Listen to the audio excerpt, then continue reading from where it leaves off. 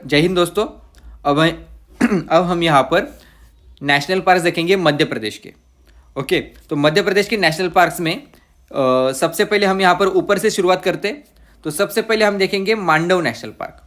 Okay, तो Mandav national park आपको इस लोकेशन पे दिखाई देगा, जहाँ पर एक रामसर साइट भी हमें दिखाई देती है जिसका नाम था साख्या सागर।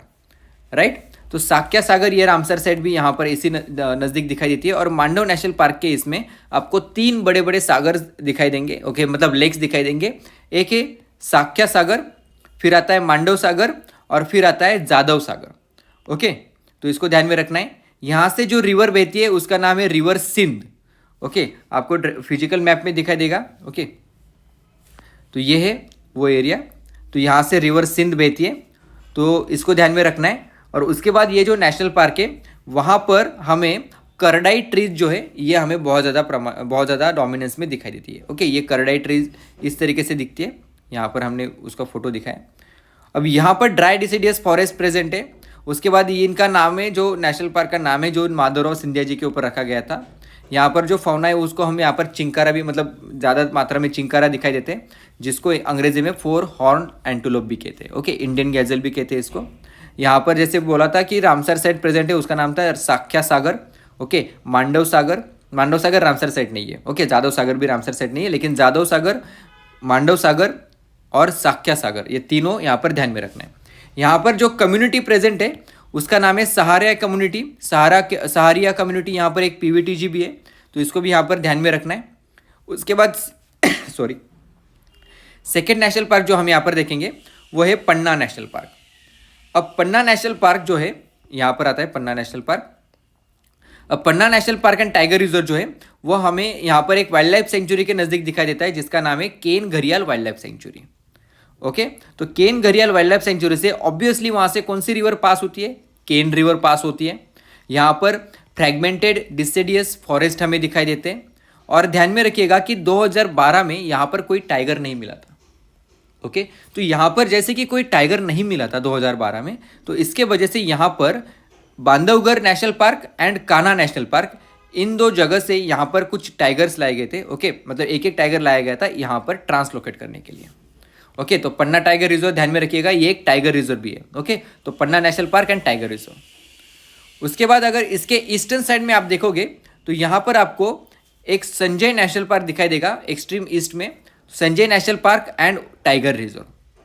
अब इसका थोड़ा पार्ट आपको छत्तीसगढ़ में भी प्रेजेंट दिखाई देगा, जिसको हम यहाँ पर गुरु घासीदास नेशनल पार्क इस नाम से जानते हैं। ओके, तो यहाँ पर आपको जो रिवर दिखाई देगी वो गोपाल रिवर है। ओके, संजय नेशनल पार्क से जाते समय ये आपको फिजिकल मैप अगर आप देखोगे तो यहाँ पर आपको दिख जाएगा। ओके, इस एरिया में आती है, तो ये देखिए। Okay, Sanjay national park and tiger reserve. तो यहाँ से जो रिवर बह रही है वो है गोपाल रिवर। ओके, और गोपाल रिवर बाद में ट्रिब्यूटरी है सोन रिवर की। तो यहाँ पर संजय नेशनल पार्क की खासियत क्या है कि यहाँ पर गोपाल रिवर है, उसके बाद यहाँ पर गुरु घासीदास नेशनल पार्क का ये पार्ट है, और साल बाम्बू यहाँ पर मिक्स्ड फॉरेस्ट दिखाई देता है। यहाँ पर जो फौना है बंगाल टाइगर, मॉनिटर लिजर्ड यहाँ पर दिखाई देती है। ओके, मॉनिटर लिजर्ड के बारे में हमने प्रीलिम्स में क्वेश्चन आ चुका है मॉनिटर लिजर्ड के बारे में। ओके, जब हम एनिमल्स देखेंगे, ओके एनिमल्स बर्ड्स देखेंगे, तब हम इसको फिर से करने वाले। तो अभी आप ध्यान में रखिएगा कि संजय नेशनल पार्क में भी यहाँ पर मॉनिटर लिजर्ड दिखाई देती है। उसके बाद जो नेशनल पार्क हम देखेंगे वो है Bandhavgarh national park. Bandhavgarh national park आपको यहाँ पर साउथ की तरफ दिखाई देगा। ओके, थोड़ा सा waste, south west of Guru Ghasidas national park.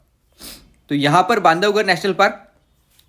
अब बांधवगढ़ नेशनल पार्क ये एक टाइगर रिजर्व भी है, इसको ध्यान में रखिएगा। ये ऊपर जो हमने देखा था संजय नेशनल पार्क, ये भी एक टाइगर रिजर्व था। तो बांधवगढ़ नेशनल पार्क ये भी एक टाइगर रिजर्व है। और बांधवगढ़ नेशनल पार्क में जो इंपॉर्टेंट कैरेक्टरिस्टिक्स है वो ये है कि यहाँ पर हमारे देश की मोस्ट, मतलब one of the highest population जो है टाइगर पॉपुलेशन, वो हमें यहाँ पर बांधवगढ़ नेशनल पार्क में दिखाई देती है। उसके बाद यहाँ पर इंडिया का पहला व्हाइट टाइगर भी कैप्चर किया गया था 1951 में, ये विंध्यास के एरिया में आता है। उसके बाद यहाँ पर इंडियन बाइसन जो है इसको रीइंट्रोड्यूस किया गया था कान्हा नेशनल पार्क से, तो ये भी आपको ध्यान में रखना है। यहाँ पर जो फौना प्रेजेंट है उसमें आते हैं बंगाल टाइगर, नीलगाय, हाइना, बार्किंग डियर, ये सब आते हैं। ओके, तो इसको ध्यान में रखना है बांधवगढ़ नेशनल पार्क। अब बांधवगढ़ नेशनल पार्क के भी साउथ में आपको एक नेशनल पार्क दिखाई देगा जिसका नाम है गुगुआ मांडला फॉसिल नेशनल पार्क। तो ऑब्वियसली अगर आप नेशनल पार्क इसके लोकेशन देखोगे तो यहाँ पर आपको कहाँ क्या दिखता है, तो यहाँ पर आपको दिख रही है रिवर। ये कौन सी रिवर है? ओके, ये रिवर है नर्मदा रिवर।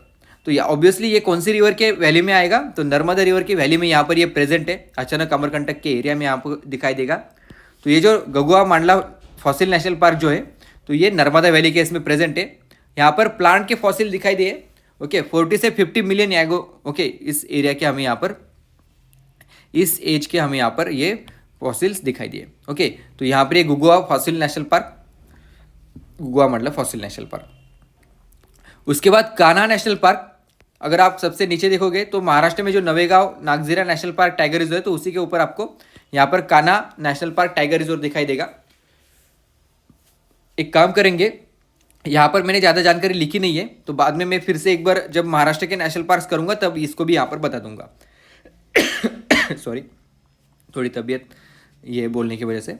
तो कान्हा नेशनल पार्क जो है, तो यहाँ पर एक इन्वेजिव स्पेसीज बहुत ज़्यादा है, उसका नाम है लैंटाना कामेरा, ओके, या फिर कैमरा, कुछ भी आपकी तरीके से प्रोनाउंस कीजिए। ओके, इन्वेजिव स्पेसीज का नाम क्या है? लैंटाना।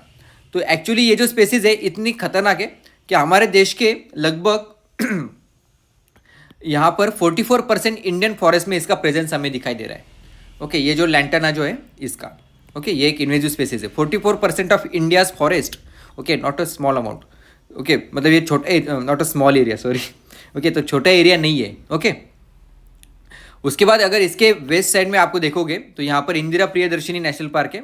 इसको भी हम महाराष्ट्र के साथ पढ़ेंगे क्योंकि महाराष्ट्र में जो Pench national park and tiger reserve है इसी का ये पार्ट है।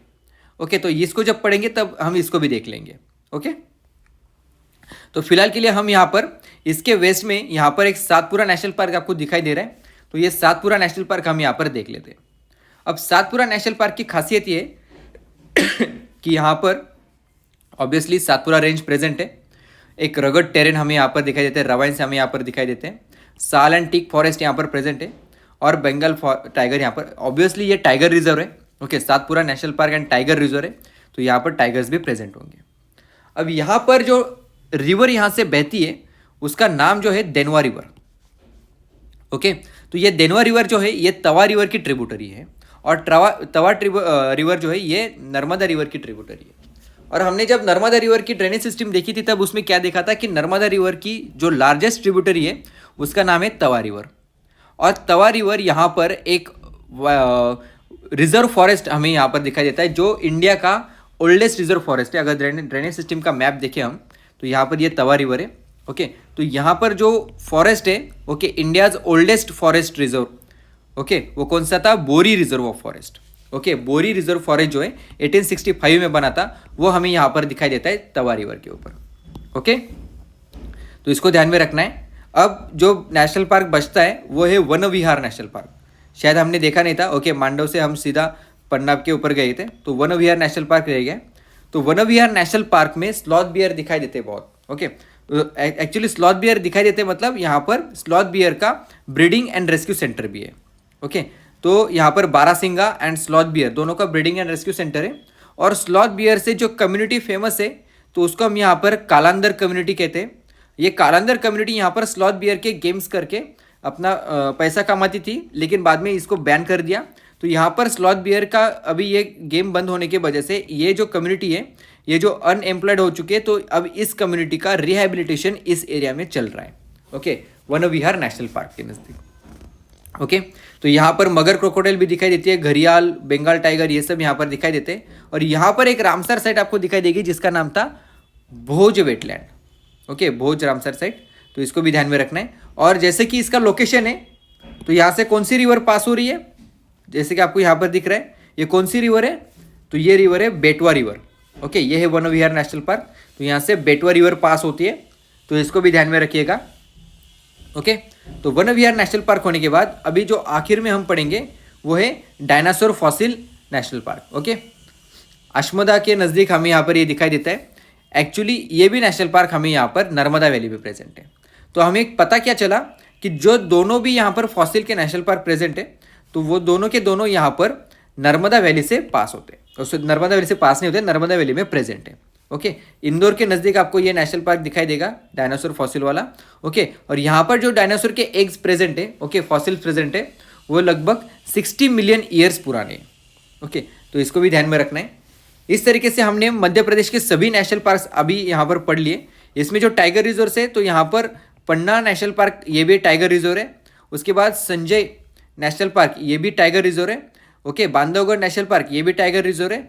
उसके बाद कान्हा नेशनल पार्क ये भी टाइगर रिजर्व है, और इंदिरा प्रियदर्शिनी नेशनल पार्क ये भी टाइगर रिजर्व है, और सातपुरा नेशनल पार्क ये भी टाइगर रिजर्व है। ओके, कुल मिला के 1 2 3, उसके बाद यहाँ पर 4 5 6 टाइगर रिजर्व्स आपको यहाँ पर मध्य प्रदेश में दिखाई दिए। ओके, तो थैंक यू वेरी मच। हमने अभी मध्य प्रदेश के नेशनल पार्क देख लिए। नेक्स्ट लेक्चर में हम अभी एक एक करके करेंगे। ओके, पूरी बहुत सारी प्लेलिस्ट मैंने बना के रखी है, एक एक करके सबको कंप्लीट करेंगे। मैं आपका कुछ पीछे नहीं रहने दूंगा, क्योंकि हिस्ट्री जब शुरू करूंगा तो हिस्ट्री मेरा मेन फोकस है, हिस्ट्री के ऊपर। ओके, हिस्ट्री आपको ऐसे पढ़ाई जाएगी कि आप मतलब आपकी पूरी याद हो जाएगी। ओके, तो यहाँ पर अभी रुक जाते। मैक्सिमम लोगों तक शेयर कीजिए, लोगों तक पहुंचाइए इस लेक्चर को, अगर आपको इससे फायदा हो रहा है तो। Okay, so thank you very much, मिलते नेक्स्ट लेक्चर में।